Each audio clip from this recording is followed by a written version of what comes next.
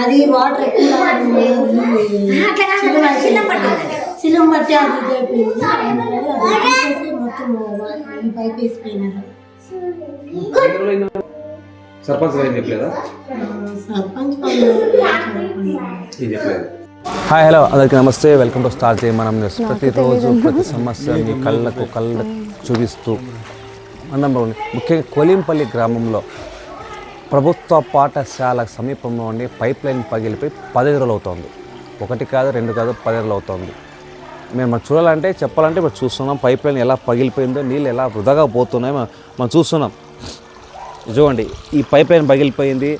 స్థానిక సర్పంచ్ కావచ్చు, నాయకులు కావచ్చు, అధికారులు కావచ్చు, ఏం చేస్తారో మనకు తెలియదు. ఎక్కడైతే వాళ్ళు ప్రయత్నాలు అయితే వాళ్ళు చేశారు. ఇక్కడ చూస్తున్నాం మనం, వాళ్ళు రబ్బర్లు కట్టారు, అన్నీ చేశారు.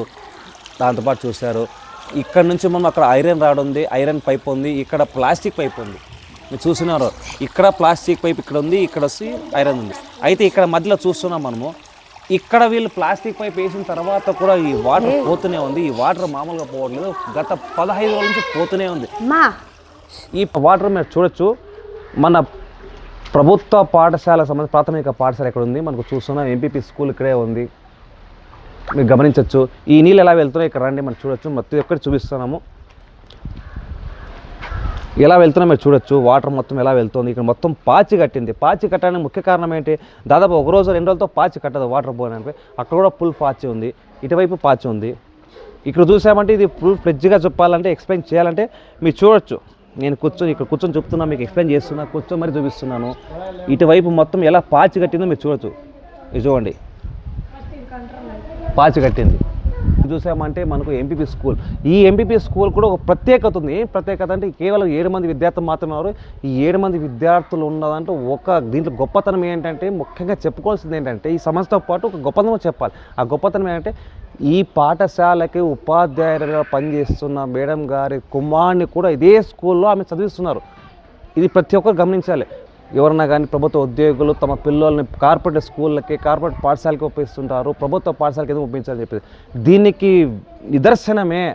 వాళ్ళు అడిగిన ప్రశ్నలకి నిదర్శనం. ముఖ్యంగా ఏంటంటే, ఈ పాఠశాలలో పనిచేస్తున్న ఉపాధ్యాయుని కుమారుణ్ణే ఇదే పాఠశాల ఆమె చదివిస్తున్నారు. ఆమె పాఠశాలను చూసుకుంటూ తమ పాఠశాలలో తన కొడుకుతో పాటు విద్యార్థులు కూడా తన కొడుకులే తన కూతురులే అనుకో చేసుకున్నాం. అయితే ఇక ముఖ్య సమస్య ఏంటంటే, మనం చూస్తున్నాం మనకు ఇంత వాటర్ పోతుంది, ఇంతవరకు అధికార పడితే మనం ఇక చెప్పాలంటే ఇక్కడ నుంచి పిల్లలు ఇక్కడ పోతుంటాం, నడుస్తుంటారు, పిల్లలు పోతుంటారు. ఇటువైపు చూసామంటే మన జెండా ఉంది. అయితే ఇక్కడ పిల్లలు వెళ్ళడానికి, వాష్రూమ్ వెళ్ళాలంటే ఇటు నుంచి వెళ్ళాలి. మీరు చూస్తున్నారు ఎంత నీట్గా మనం ఎక్స్ప్లెయిన్ చేసి మీకు చూపిస్తాం కూడా. చూడండి ఎంత వాటర్ పోతుంది, ఇక్కడ ఎంత ఫ్లోయింగ్ అవుతుంది.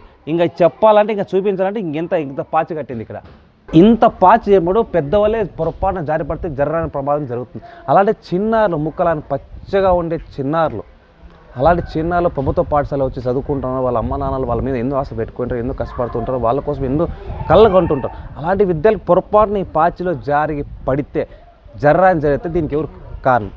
దీనికి ఎవరు బాధ్యత వహిస్తారు? ఇదే సమస్య మీద ప్రధానం మనకు ఈ పాఠశాల సంబంధించిన ఉపాధ్యాయులుగా ఇక్కడే ఉన్నారు. మేడం గారితో మేడం నమస్తే. మేడం సార్ నమస్తే సార్. మేడం మీ పేరు? నా పేరు స్వర్ణలత సార్. ఓకే స్వర్ణలత గారు, ఇక్కడ సమస్య చూస్తూనే కళ్ళకు కనిపిస్తుంది, వాటర్ పోతుంది, 15 డేస్ సమస్య ఉంది అంటున్నారు. ఈ ముఖ్యంగా ప్రధాన సమస్య ఏంటి మేడం? ఇక్కడ మీ పాఠశాల ఎంతమంది పిల్లలు ఉన్నారు? ఏ స్టేజ్ నుంచి ఏ క్లాస్ వరకు ఉన్నారు? సార్ మా పాఠశాలలో 7 మంది విద్యార్థులు ఉన్నారు సార్. Okay madam. ఫస్ట్ క్లాస్లో 4 ఉన్నారు, సెకండ్ క్లాస్లో 2 ఉన్నారు, థర్డ్ క్లాస్లో 2 ఉన్నారు సార్. ఇక్కడ స్కూల్కి దగ్గరలోనే వాటర్ ట్యాంక్ ఉంది పంచాయతీది. దాని పైప్ లైన్ ఒక దాదాపు 15 రోజుల క్రితం పగిలిపోయింది సార్. పగిలిపోయింది. అప్పటి నుంచి నీళ్ళు ఇలా ఫ్లో అవుతూనే ఉన్నాయి. కరెంట్ ఉంటే చాలు సార్, డే అంతా వాటర్ ఫ్లోయింగే. ఇంకా పగులంతా వాటర్ పోతానే ఉంటుంది. ఇంకా ఒక 15 రోజుల నుంచి చాలామందికి చెప్పాము సార్. మేము లోకల్లో అందరికీ చెప్పాము, సచివాలయం అందరికీ ఇన్ఫామ్ చేసాం. ఒక 2 సార్లు వచ్చి రిపేర్ చేసినారు.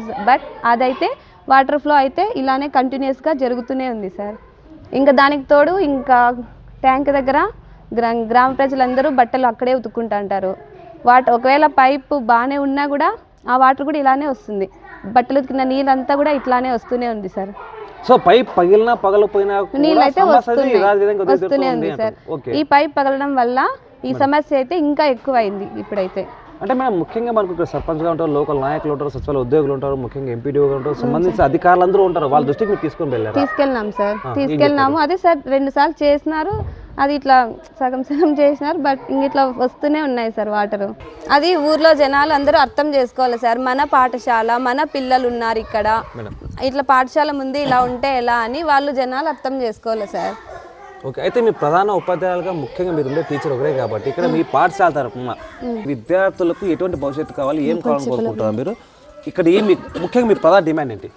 ఏం లేదు సార్, ట్యాంక్ దగ్గర ఎవరు బట్టలు వాష్ చేసుకోకూడదు. ఓకే, అది నా కోసం అయితే కాదు సార్, పిల్లల కోసము.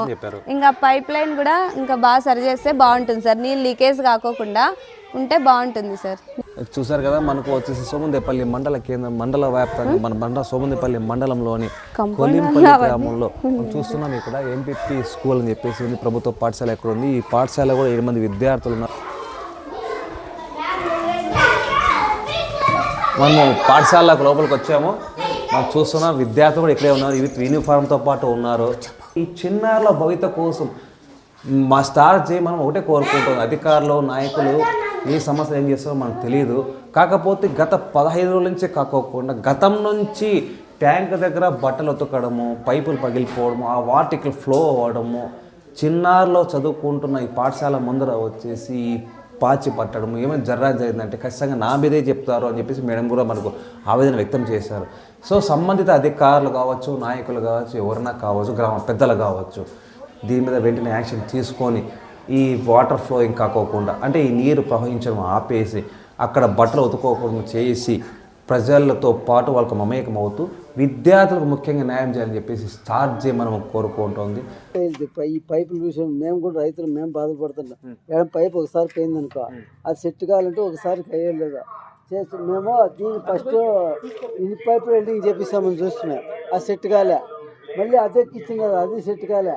మళ్ళీ మేము కూడా మళ్ళీ 14 పిల్లలు కలిసి ఇదంతా తీసేసి మొత్తం మళ్ళీ కాలు వేస్తే ఈ కాలు వేద్దామని మేము ఐడియా చేసుకుని ఊరికి అయిపోయింది. పొద్దున ఒకసారి సెట్ అయ్యలేదు, ఒకసారి సెట్ అయ్యలేదు సార్.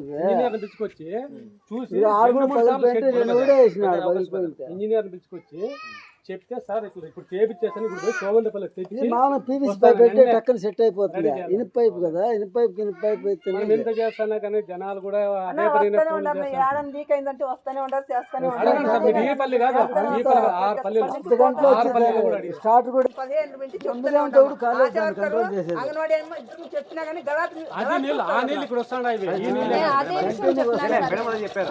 ఇదేమో బాగా చేసినా కూడా మళ్ళీ ఫ్లో అయితే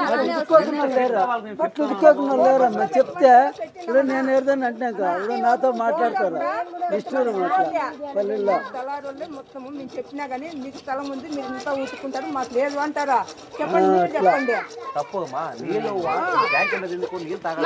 తాగడానికి పట్టుకున్నారు కరెక్టే.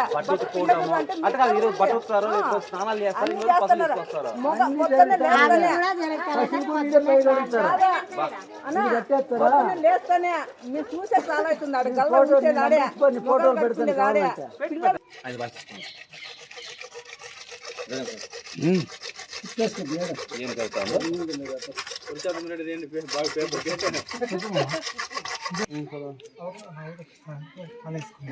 ఇంకోట్లో నిన్న కాసిన చెప్తే నీళ్ళు ఎట్లా ఏమో.